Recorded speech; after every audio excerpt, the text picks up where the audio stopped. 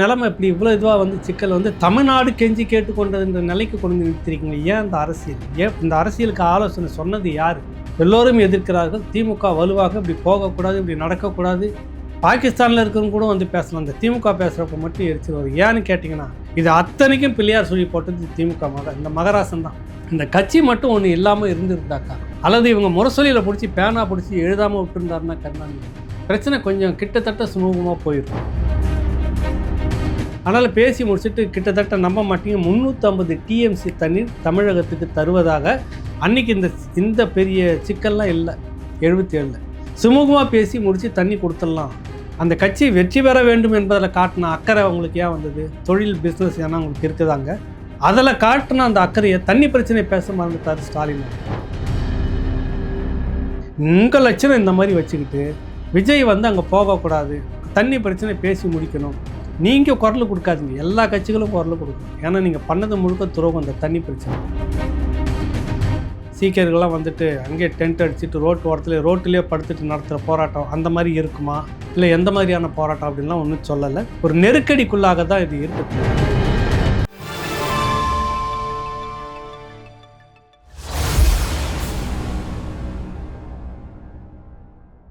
ராவணா பார்வையாளர்கள், தமிழ் உறவுகள் மற்ற ராவணா நல விரும்பிகளுக்கு வணக்கம்.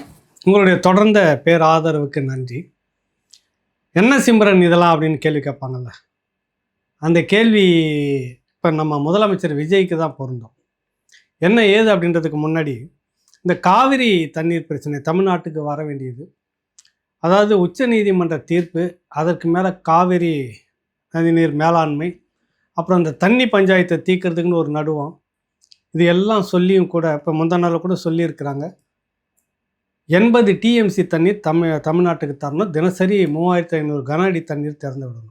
ஏன்னா ஏற்கனவே குறுவை அந்த இது போயிடுச்சு, சுத்தமாக ஒரு இதுவும் கிடையாது. இப்போ சம்பாவும் பொய்த்து போச்சுனாக்கா தஞ்சாவூர் டெல்டா பகுதி முழுக்க ஏகப்பட்ட சிக்கலில் தமிழ்நாடும் இது பெரிய பொருளாதார சிக்கல். அடுத்தது நிறைய நெருக்கடிகளுக்குள்ள ஆளாகும். தண்ணி சுத்தமாக கிடையாது.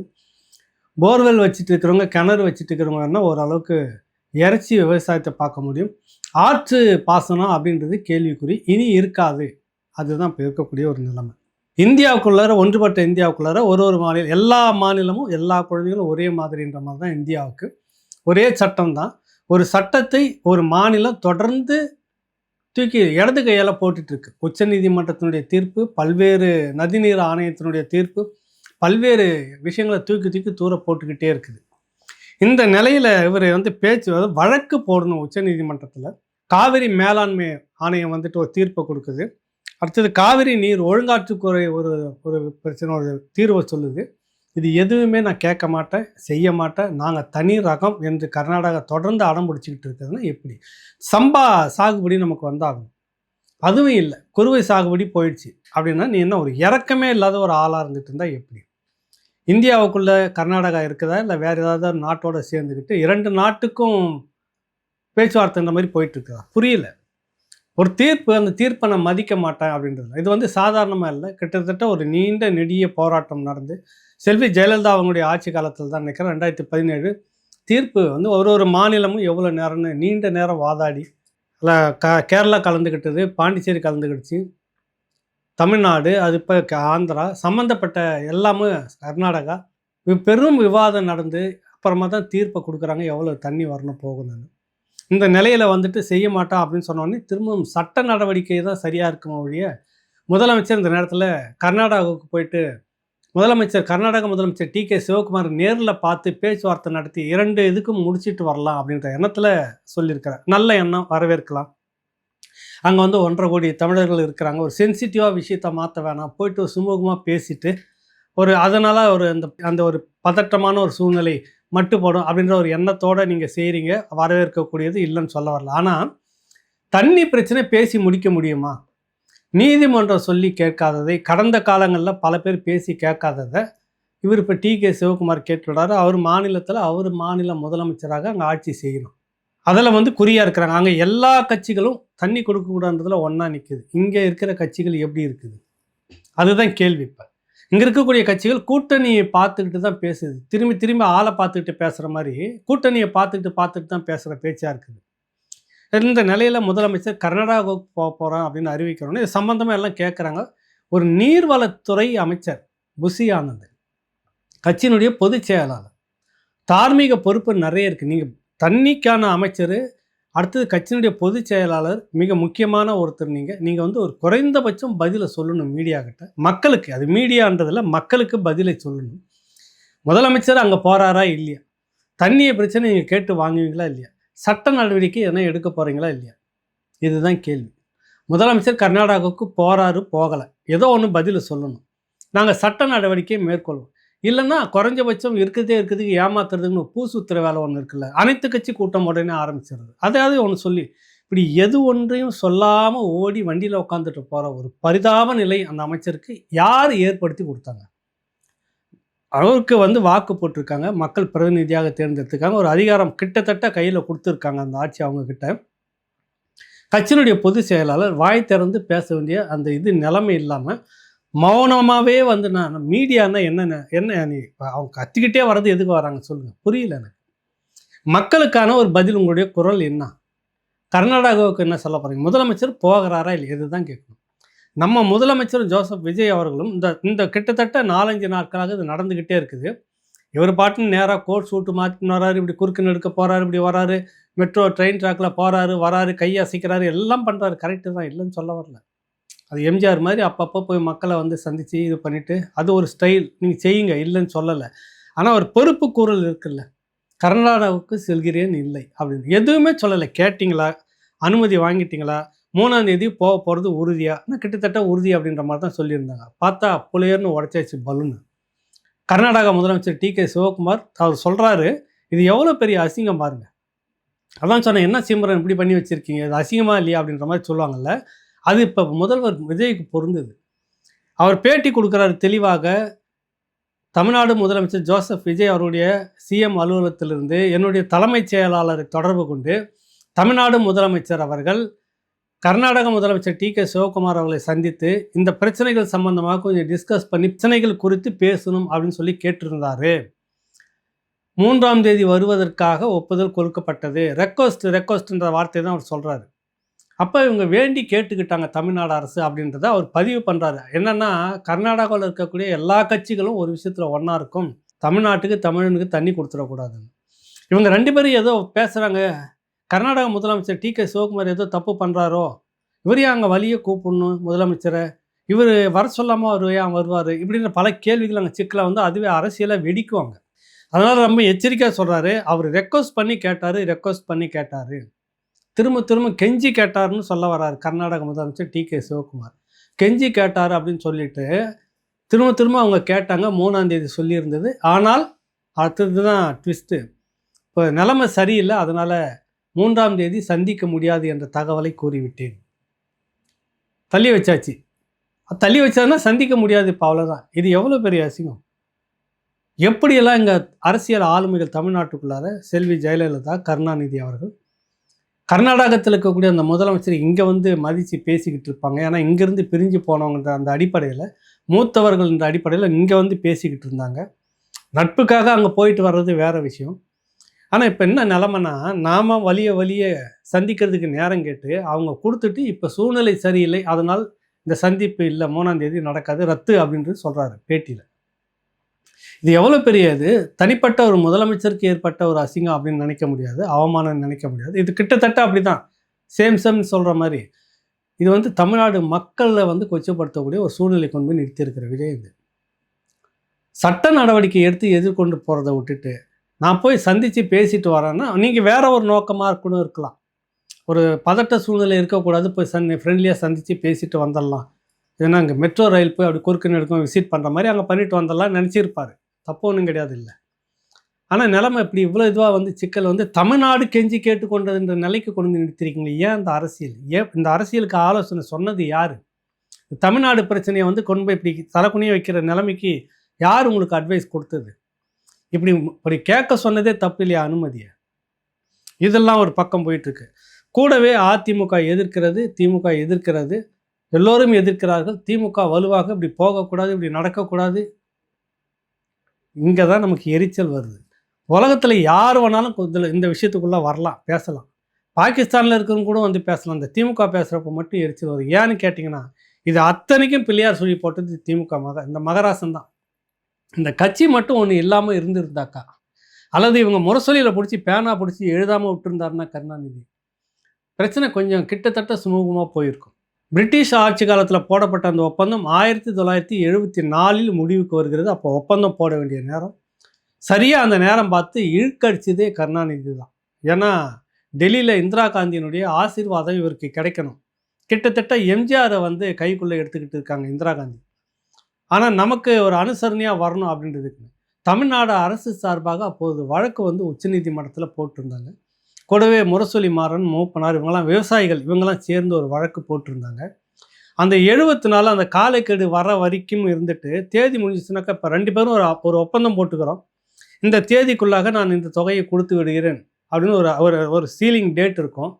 அந்த தேதிக்கு முன்னாடி வந்து சந்தித்து பேசி திரும்ப ரெனியூவல் பண்ணணும். இல்லைன்னா அது காலாவதி ஆயிடுச்சுன்னா கொடுத்தது வாங்க முடியாதுன்ற மாதிரி தான் இருக்குது சாதாரணமாகவே. ஆனால் அந்த மாதிரி ஒரு காலாவதி சூழ்நிலை வருது. அமைதியாக இருந்தார் கருணாநிதி, தன்னுடைய சுய லாபத்துக்காக, சுய அரசியல் தேவைக்காக. ஏன்னா இந்திரா காந்தியை பகைச்சிக்கக்கூடாது, அங்கே இருக்கிறது காங்கிரஸ் அரசு. ஏன்னா அதனால் இந்த துரோகத்தை செய்தார். அந்த வழக்கம் வித்துட்டா பண்ணிட்டார், சொல்லாமல் கொல்லாமல். மிகப்பெரிய ஒரு துரோகம். இதெல்லாம் நிறைய வரலாறு இந்த தலைமுறைக்கு தெரியணும். 1977 எம்ஜிஆர் அங்கே இருந்தபோது கர்நாடகாவில் வந்து அரசு அவர்கள் முதலமைச்சராக இருக்கிறார். இந்த 2 பேரும் வந்து பிரச்சனை வேணாம், நமக்குள்ளே பேசி முடிச்சுப்போம், நமக்குள்ளேயே பேசி முடிச்சுட்டா டெல்லியில் வந்து நமக்கு எதனா ஒரு காரணம் சொல்லி நம்ம ஆட்சியை கலைக்கிறதுக்கு ஏற்பாடு பண்ணுவோம். எமர்ஜென்சிக்கு பிறகு நடக்குது. அதனால் பேசி முடிச்சுட்டு கிட்டத்தட்ட நம்ப மாட்டீங்க 350 டிஎம்சி தண்ணீர் தமிழகத்துக்கு தருவதாக. அன்றைக்கி இந்த பெரிய சிக்கல்லாம் இல்லை. 77 சுமூகமாக பேசி முடித்து தண்ணி கொடுத்துடலாம், 350 டிஎம்சி தண்ணி தமிழ்நாட்டுக்காகன்னு பேசி 2 தரப்பில் அதிகாரிகள் பேச்சுவார்த்தை நடக்குது. இன்னும் ஓரிரு நாட்களில் எம்ஜிஆர் அவர்கள் கர்நாடகாவை சேர்ந்து அங்கே இருக்கக்கூடிய முதலமைச்சரை சந்தித்து 2 பேரும் ஒப்பந்தத்தில் கையெழுத்து போட்டாங்கன்னா 350 டிஎம்சி தண்ணீர் நிரந்தரமாக தமிழ்நாட்டுக்கு இனி கிடைக்கும் என்ற நிலையில் இருந்தபோது, முரசொலியில் வந்து கருணாநிதி இந்த தகவலை எப்படியே தெரிஞ்சுக்கிட்டு, பார்த்தாயா உடன்பிறப்பே, என்னதான் இருந்தாலும் இந்த எம்ஜிஆர் மலையாளி அல்லவா, இவர் என்னவோ ஒரிஜினல் தமிழன் மாதிரி, எம்ஜிஆர் மலையாளி அல்லவா, வஞ்சகம் செய்கிறார், இன்றைக்கி 350 டிஎம்சி நாளைக்கு தீர்ப்பில் அதிகமாக வந்திருந்ததுனாக்கா என்ன ஆகும், இவர் வந்து இந்த உரிமையை விட்டு கொடுக்குறாரு, அப்படி இப்படின்னு போட்டு தாக்கணும்னு எம்ஜிஆர் பயந்துட்டார். அந்த ஒப்பந்தம் போயிடுச்சு. அதோட பிறகு என்ன ஆச்சு, அது பிற்பாடு நிறைய நாயப்பே அலைய வேண்டியதாக இருந்தது வழக்கு. அது கூட செல்வி ஜெயலலிதா வந்த பிறகு துரிதமாக எல்லாம் விடாப்பிடியாக நடத்தின பிற்பாடு கடைசியாக 170 டிஎம்சி தண்ணீர், இதுலேயும் நமக்கு கிடைக்க வேண்டிய தண்ணி கிடைக்கல. நான் விட முடியாதுன்னு அடம் பிடிக்கிறது. ஒரு சாகுபடி இங்கே வந்து பட்டு போயிடும், விவசாயம் இருக்காது, தண்ணி வராது, மழை பெஞ்சு உபரி நீர் வரும்போது மட்டும் திறந்து விட்டுட்டு இருப்பாங்க கர்நாடகா. இவ்வளவுக்கும் ஒரு காரணம் பொறுப்பாக இருக்கக்கூடியது திமுக தான். அது வந்து எகிரி குதிக்குது குறுக்கு நெடுக்குமாக. இது துரோகம் அல்லவா, இது இப்படி இல்லவா, இவர் எப்படி விட்டு கொடுத்துட்டு போகலாம், முதலமைச்சர் போகிறாரு பார்த்துட்டு வரட்டும். என்னப்போ நான் முன்கூட்டியே போயிருக்கக்கூடாது, அது பேசினேன், அது வந்து வேறு ட்ராக்கு. இப்போ அவர் அப்படி போனாலும் கூட பார்த்துட்டு வரட்டும். என்ன அதுக்குள்ளே உங்களுக்கு என்ன வருது, இவர் என்னவோ யோக்கியமாக பேச்சுவார்த்தை நடத்தின மாதிரி. காங்கிரஸ் கட்சிக்கு போய் அந்த ஆந்திராவில் இன்றைக்கி கர்நாடகாவில் காங்கிரஸ் கட்சி இன்றைக்கி ஆட்சியில் இருக்குன்னா திமுகவுடைய பங்களிப்பு இருக்குதா இல்லையா? உங்கள் கூட்டணி கட்சி சகிதமாக நீங்கள் திருமாவளம்லாம் அங்கே போய் இந்த காங்கிரஸுக்கு, இந்த டிகே சிவகுமார் அவர்களுக்கு நீங்கள் போயிட்டு பிரச்சாரம் பண்ணிங்களா இல்லையா? அதுக்கு முன்னாடி ஒருத்தர் முதலமைச்சர் இருந்தார், அதுக்கு பிரச்சாரம் பண்ணிங்களா இல்லையா? காங்கிரஸ் கட்சிக்கு வேலை செய்தீங்களா இல்லையா? இப்போ காங்கிரஸ் கட்சிக்கு வேலை அப்போவே எல்லாமே இந்த விமர்சனம் ராவணாவில் வச்சுருந்தோம். காங்கிரஸ் கட்சி அங்கே வெற்றி பெற வேண்டும் என்பதற்காக ஸ்டாலின் போய் அங்கே பாடுபடுறாரு, கரெக்டு. இந்த தண்ணி பிரச்சனையை கொஞ்சம் பேசி முடிக்கலாமே, யோக்கியமாக கொஞ்சம் பேசுங்க, சொம்பு எடுத்து பின்னாடி மறைச்சிடாதீங்கன்னு எல்லாருமே பேசணும். இங்கே இருக்கக்கூடிய எல்லா கட்சிகளும் பேசுனது. அந்த கட்சி வெற்றி பெற வேண்டும் என்பதில் காட்டின அக்கறை உங்களுக்கு ஏன் வந்தது? தொழில் பிஸ்னஸ் ஏன்னா உங்களுக்கு இருக்குதாங்க, அதில் காட்டின அந்த அக்கறையை தண்ணி பிரச்சனையை பேச மறந்துட்டார் ஸ்டாலின் அவர்கள். அப்போவே கடும் விமர்சனம் வந்தது. உங்கள் லட்சணம் இந்த மாதிரி வச்சுக்கிட்டு விஜய் வந்து அங்கே போகக்கூடாது, தண்ணி பிரச்சனை பேசி முடிக்கணும், நீங்கள் குரல் கொடுக்காதீங்க, எல்லா கட்சிகளும் குரல் கொடுக்கலாம். ஏன்னா நீங்கள் பண்ணது முழுக்க துரோகம். இந்த தண்ணி பிரச்சனையில் வழிநெடுக்க துரோகம் உங்களுக்கு. அது என்னவோ இந்த இனம், இந்த மக்கள், இந்த மொழி, இந்த மண்ணுனாவே அது ஒட்டிக்கிட்டே வருது என்னன்னு தெரியல உங்களுக்கு. இன்றைக்கி திமுக வந்து குதின்னு குதிக்குது, கூட்டணியில் ஒட்டிக்கிட்டு அங்கங்கே கொஞ்சம் கொஞ்சம் தொங்கிட்டு இருக்கிறதையும் வந்து கூட பேசுங்க அப்படின்னு சொல்லிட்டு இது ஒரு அரசியலாக மாற்றணும் எதுக்கு எடுத்தாலும். இது வந்து சரியான போக்கல்ல. தமிழ்நாடு அரசு கர்நாடகா வந்து நீங்கள் வேண்டி கேட்டுக்கிட்டது தவறு. சட்ட நடவடிக்கைக்குள்ளே போயிருக்கணும் விஜய். தவறான ஒரு ஆலோசனையை கேட்டு நீங்கள் அங்கே அனுமதி கேட்டது, அந்த அனுமதி கேட்டு 3ஆம் தேதின்னு தேதி கொடுத்தது. ஆனால் அது உறுதிப்படுத்துகிறாரு டிகே சிவகுமார் அவர்கள். 3ஆம் தேதி அது கூட முடியாது, சூழ்நிலை சரியில்லைன்னு அவரே ரத்து பண்ணுறாரு. இது எவ்வளோ பெரிய அசிங்கம் நமக்கு. இந்த நிலைக்கு விஜய் அவர்கள் வந்திருக்கக்கூடாது. ஏதோ தவறான ஒரு வழிகாட்டுதல் உள்ளே நடந்திருக்கு அவருக்கு. இது ஏற்புடையதல்ல. இனி வருங்காலத்தில் இப்படியான விஷயங்கள்லாம் செய்தீங்கன்னா பெரிய சிக்கல் தமிழ்நாட்டுக்கு தான். அது உங்கள் ஆட்சிக்கு தான் கௌரவ குறைச்சலாக இருக்கும். 1. 2வது இதில் சட்ட நடவடிக்கை எடுக்கணும். சரியான சட்ட நடவடிக்கைகள் எடுத்து மற்ற அதிமுக எடப்பாடி அவர்களும் அதை தான் தொடர்ந்து பேசிகிட்டு இருக்கிறாங்க. எல்லா கட்சிகளும் அதுதான் பேசிகிட்டு இருக்குது. அனைத்து கட்சி கூட்டத்தை இப்போ கூட்டுங்க, ஒரு ஆலோசனையை கேளுங்க. கூடவே இன்னொரு வேணையும் வரப்போகுது. இப்போ 5ஆம் தேதி பட்ஜெட் கூட்டத்தொடர் தமிழ்நாட்டில் தொடங்குது. 6ஆம் தேதி வேளாண் பட்ஜெட்டு வருது. எடப்பாடி அவர்கள் இன்னைக்கு இந்த கர்நாடக பிரச்சனை, தண்ணி பிரச்சனை, முதலமைச்சர் அங்கே போகிறது இதெல்லாம் பற்றி பேசும்போது வாய் மூடி மௌனமாக இருக்கிறாருன்னா கிண்டல் பண்ணிட்டார். கேள்வியும் கேட்டுட்டார். வாய் திறந்து ஒன்றுமே சொல்ல மாட்டேங்கிறார் முதலமைச்சர். இதை சொல்லிட்டு என்னன்றாரு, தேர்தல் வாக்குறுதியில் விவசாய கடன் தள்ளுபடியில் நீங்கள் சொன்னதுன்னா 5 ஏக்கருக்குள்ளாக இருக்கிறதெல்லாம் முழுக்க தள்ளுபடி, அதற்கு மேலே இருக்கிறவங்களுக்கு வந்துட்டு அதில் சரிபாதி தள்ளுபடின்னு சொல்லியிருந்தீங்க. ஆனால் இன்றைக்கி வந்துட்டு எல்லாருக்கும் பட்ட நாமம் போட்டிருக்கிறாரு.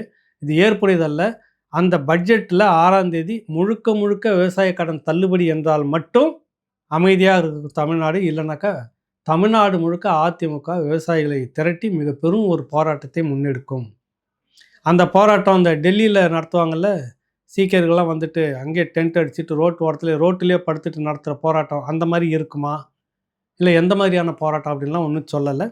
ஒரு நெருக்கடிக்குள்ளாக தான் இது இருக்குது. தொடர்ந்து பதவியேற்றதிலிருந்து சதி மேலே சதி, நெருக்கடி மேலே நெருக்கடி, இதெல்லாம் ஒரு ஆட்சியில் இருந்தால் எல்லாருமே எதிர்கொண்டு தான் ஆகணும். அந்த நெருக்கடி இவருக்கு வந்துட்டுருக்கு. எல்லாத்தையும் உடச்சிட்டு போகணுன்னாக்கா விவசாய கடன் தள்ளுபடி நீங்கள் கொடுத்த வாக்குறுதியை நிறைவேற்றுங்க. காவிரி தண்ணி பிரச்சனை விஷயமா சம்பா சாகுபடி போயிடக்கூடாது. வழக்கு நீதிமன்றத்தில் வழக்கு விரைவாக எடுத்துகிட்டு போய் எவ்வளவு விரைவாக முடியுமோ அதை முடிச்சுட்டு வர்றது தான் சரியாக இருக்கும். அனைத்து கட்சியும் கூட்டி ஒரு பேச்சுவார்த்தை நடத்துங்க. இந்த அனைத்து கட்சின்றதே ஒரு வழக்கமாக, ஆனாலும் ஒரு உரிமை பிரச்சனைன்றப்ப கூட்டி நடத்துனீங்கன்னா நல்லாயிருக்கும். இதுதான் விஜய்க்கு இப்போ சொல்லக்கூடிய ஒரு விஷயமாக இருக்கிறது. மீண்டும் ஒரு நிகழ்ச்சியில் உங்களை சந்திக்கின்றேன். நன்றி, வணக்கம்.